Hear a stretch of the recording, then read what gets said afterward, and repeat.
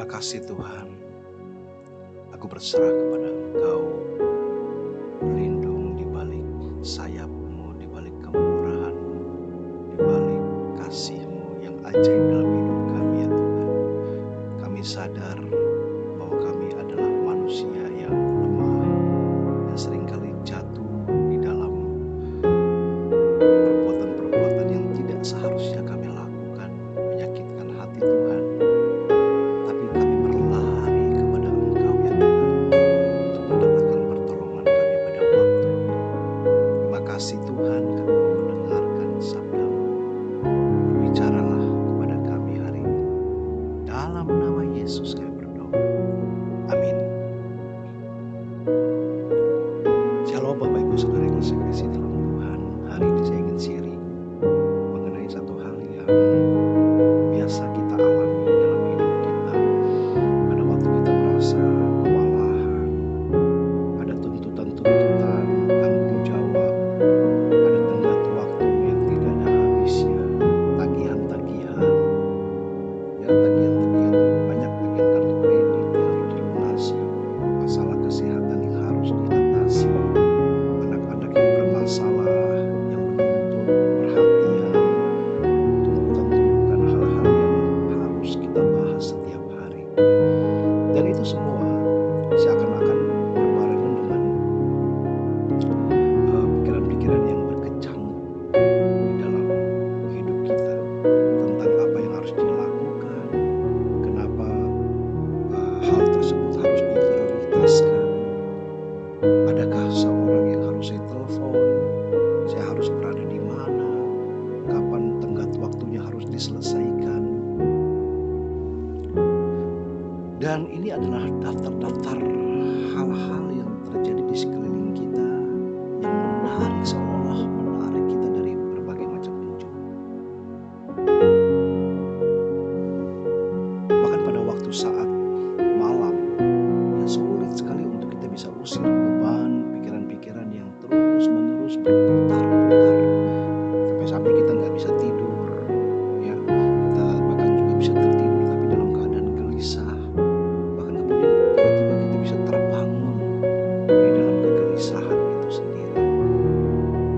Nah, dengan begitu banyak perkara yang harus dihadapi, mungkin kita berpikir, waduh saya gak punya waktu lagi untuk liburan, untuk melakukan hal-hal yang saya sukai. Saudara yang saya kasih dalam Yesus, percayalah saudara bahwa ini semua menimpa kita. Dan dengan semua tuntutan yang kita hadapi dalam hidup kita, semuanya saudara, kenapa itu bisa terjadi dan tidak seperti berhenti terus bekerja, bahkan terjadi di sekeliling kita.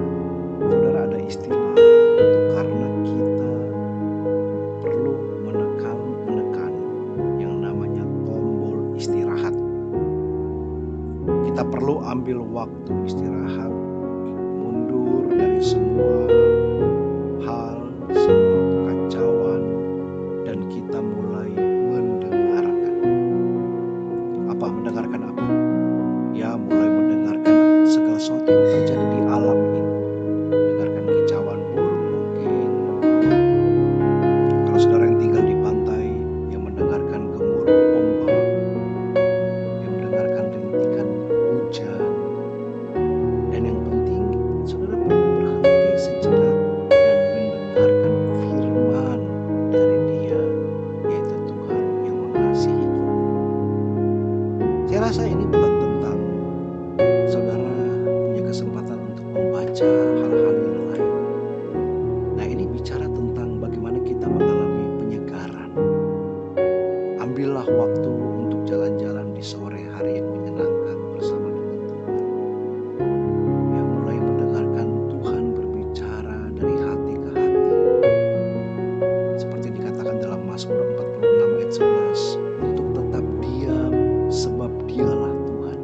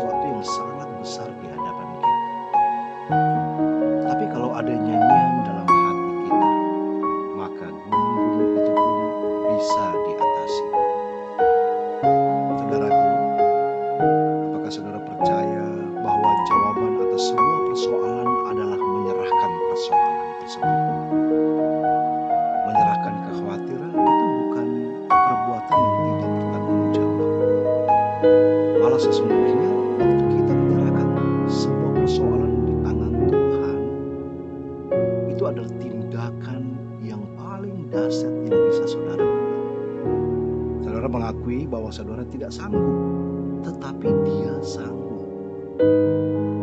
Saudara mulai ambil waktu supaya pemeliharaannya bisa mengalir dalam setiap area hidup saudara. Saudara sedang mengambil keputusan untuk tetap diam dan mengakui Dia sebagai Tuhan. Mazmur 46 ayat 11. Dan kemudian kita berdiri dan mulai melihat keselamatan dari Tuhan. Keluaran 14 ayat 13. Ketika kita berserah, sesungguhnya kita sedang berkata begini, Tuhan Yesus, aku percaya Engkau akan bertindak. Aku tidak sanggup, tapi Engkau sanggup. Aku percaya kepada Engkau. Aku memilih untuk berserah dan melepaskan semua perasaan tertekan, khawatir, takut, gelisah ke dalam tangan-Mu, karena aku tahu Engkau mengasihi aku. Nah, firman Tuhan berkata, serahkan segala kekhawatiranmu kepadanya, sebab Ia yang memelihara kamu. 1 Petrus 5 ayat 7. Saya akan bacakan ayat ini di dalam terjemahan Amplified. Dia katakan, serahkanlah segala kekhawatiranmu, dalam kurung segala kegelisahan, kecemasan, segala persoalanmu, sekali untuk selamanya kepadanya. Sebab Ia yang memelihara kamu, tanda kurung, dengan kasih sayang paling dalam dan menjagamu dengan penuh perhatian. Saudara terkasih, saudara bisa menyerahkan semua persoalan saudara kepadanya sekali untuk selamanya. Karena Dia mempedulikan hidup kita. Jadi tidak peduli apapun yang kita khawatirkan, entah kita takut, tidak bisa menyesuaikan dengan dunia usaha, tertekan, menghadapi wawancara, atau mungkin kita cemas, ya, karena kita merasa tidak dicintai oleh seseorang. Nah, kita bisa menyerahkan semua persoalan ini ke dalam tangan Tuhan. Bapa mengasihi kita dengan kasih sayang yang paling dalam dan menjaga kita dengan penuh perhatian. Nah, Dia sedang menanti kita mengizinkan Tuhan mengambil alih. Nah, kadang-kadang saudaraku, kita sulit untuk berserah karena kita anggap waktu kita berserah tidak akan terjadi sesuatu. Kita kira kita mencemaskan sesuatu itu sama artinya dengan tidak bertanggung jawab. Makanya kita menggenggam terlalu erat hingga tangan kita kesakitan. Kita merasa susah dan khawatir karena kita berpikir sedang bertanggung jawab. Tapi Tuhan mengajukan pertanyaan seperti ini. Lukas 12 ayat 25. Siapakah di antara kamu yang karena kekhawatirannya dapat menambahkan sehasta pada jalan hidupnya? Nah, Tuhan meminta kita untuk tidak menyimpan kekhawatiran kita, karena semua khawatir kita dan kegelisahan kita tidak bisa mengubah apapun. Berapapun banyaknya kekhawatiran yang kita miliki, tidak bisa membuat hidup kita lebih lama. Bahkan 1 detik saja nggak bisa. Malahan khawatir dan stres akan merugikan dan memperpendek usia kita. Saudaraku, menurut para peneliti di Mayo Clinic, stres berat membuat kita akan berisiko tinggi mengalami masalah kesehatan, termasuk gangguan kecemasan, depresi, masalah pencernaan, sakit kepala, kecemasan, penyakit jantung, tekanan darah tinggi, gangguan tidur, berat badan berlebihan, serta gangguan ingatan dan konsentrasi. Itu data dari Mayo Clinic. Nah, kalau saudara mengalami gejala-gejala akibat stres, maka saudara tidak bisa menikmati kehidupan berlimpah-limpah yang dikaruniakan kepada kita melalui kedatangan Tuhan Yesus dalam hidup kita. Karena Yohanes 10 ayat 10 berkata, bagian B, Dia datang supaya kita memiliki hidup dan memilikinya dalam segala kelimpahan. Dan Tuhan ingin kita hanya hidup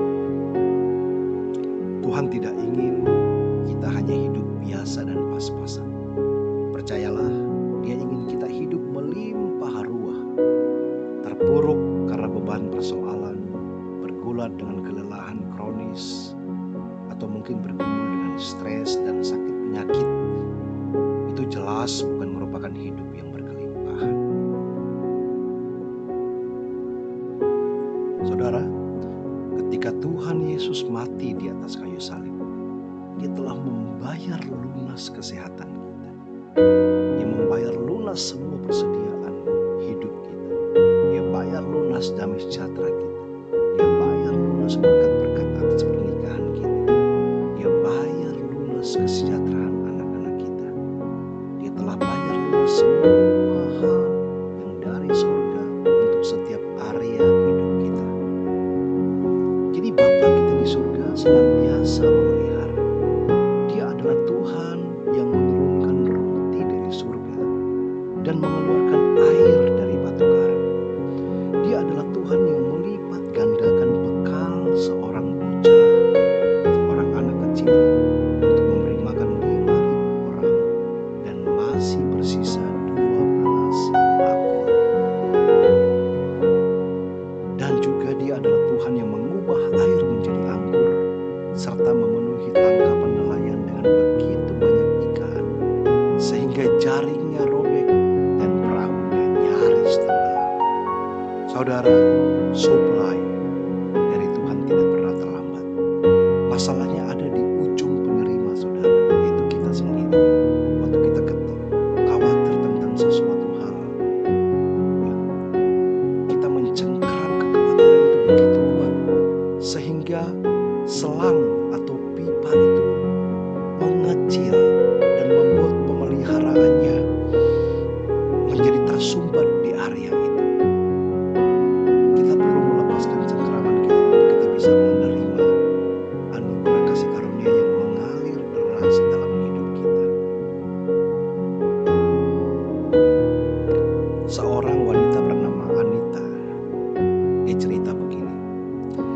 Saya kerja di sebuah perusahaan sebagai pengawas produksi dan diberhentikan pada bulan Januari. Waktu saya diantar ke ruang SDM untuk mendapat informasi, tiba-tiba di hati saya dengar Tuhan berkata, Tuhan bekerja dalam segala sesuatu untuk mendatangkan kebaikan.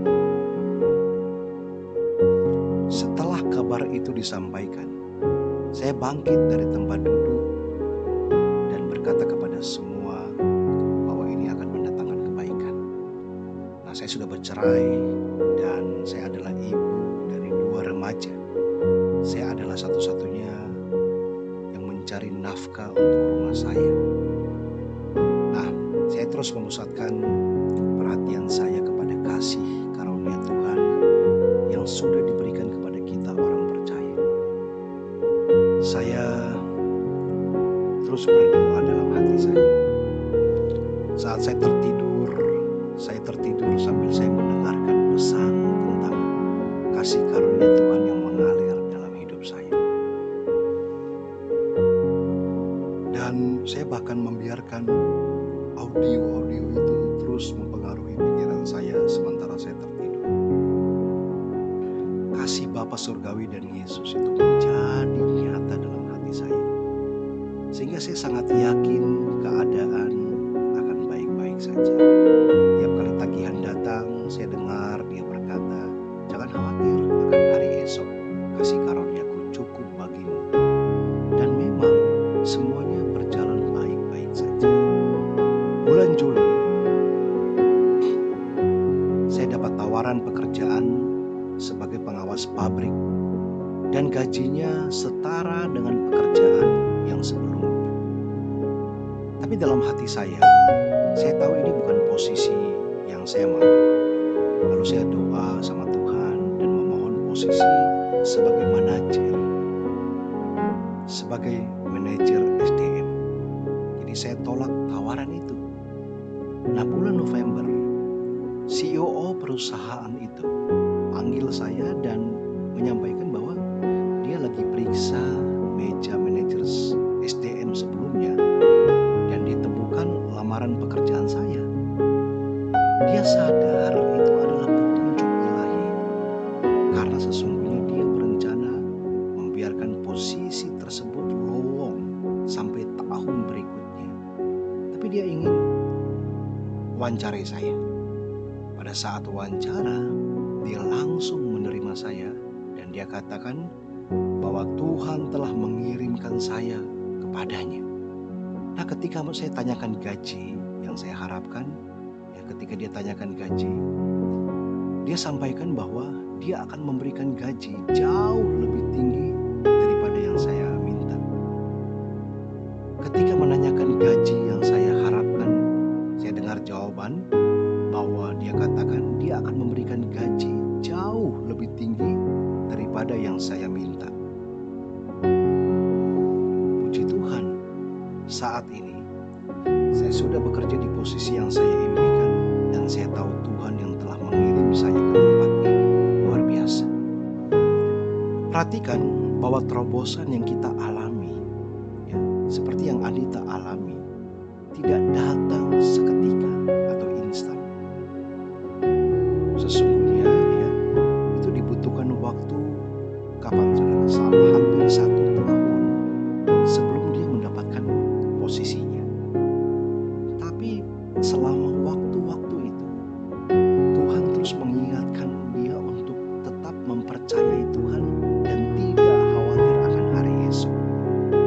Bahkan selama waktu-waktu itu dia selalu memelihara dengan kasih, ya. Selama waktu-waktu itu Tuhan selalu memeliharanya dengan kasih karunia. Dia sebagai seorang ibu tunggal dan dia harus hidupi 2 anak. Dan itu mudah sekali bagi Anita untuk mengalami stres. Tapi Anita memilih untuk berfokus pada kasih Tuhan. Dia pilih untuk tidak khawatir bagaimana memenuhi kebutuhan keluarganya dan percaya bahwa Tuhan turut bekerja dalam segala sesuatu untuk mendatangkan kebaikan bagi dia. Dan seperti apa yang sudah saudara baca sendiri, Tuhan tidak hanya memberikan apa yang dia minta, dia bahkan mendapatkan posisi dengan gaji yang jauh lebih tinggi daripada yang dia inginkan.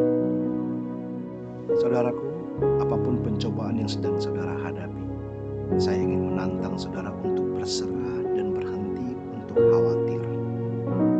Tuhan kita teramat besar dan dia sedang menunggu saudara mengizinkan dia memenuhi kebutuhan kita.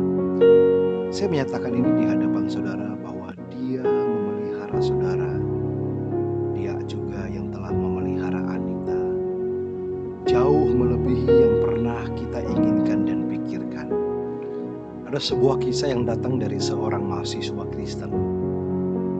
Dia begitu tertekan karena dia tidak tahu apakah dia bisa membiayai kuliahnya sampai lulus. Jadi di salah satu mata kuliah yang dia ikut, dosennya kemudian berkata begini, kalau kalian mengizinkan Tuhan melakukan semuanya bagi kalian, yang ia lakukan pasti sempurna. Izinkan Tuhan melakukan